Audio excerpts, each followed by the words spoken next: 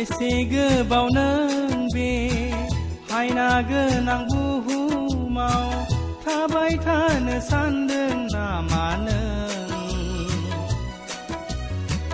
मेहेर गोनांसिन नोंनि नैबे सायनासालिनिफ्राय सोरगोनि थावनि।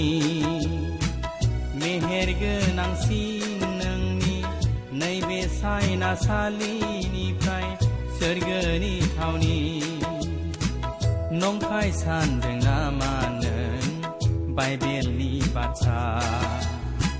हलाय जाया अराय सम जिसुनि रावा। बेसे गोबाव नों बे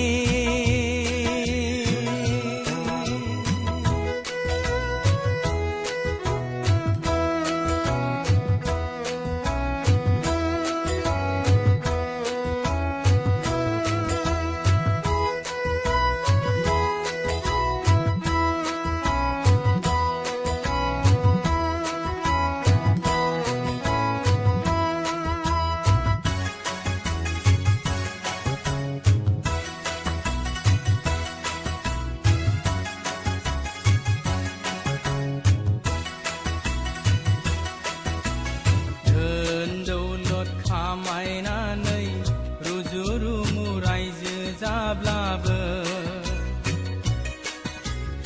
अमासिसो जानांगोन दि सानसेनि समाव।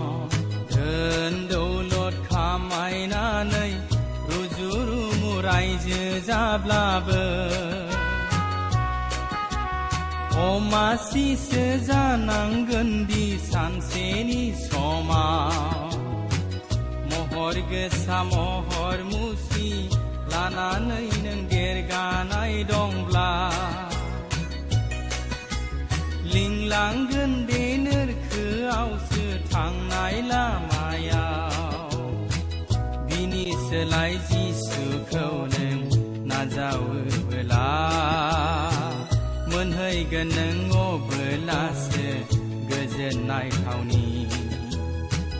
बिनि सोलाय जिसुखौ नों नाजावोब्ला मोनहैगोन नों अब्लासो गोजोननाय थावनि। बेसे गोबाव नों बे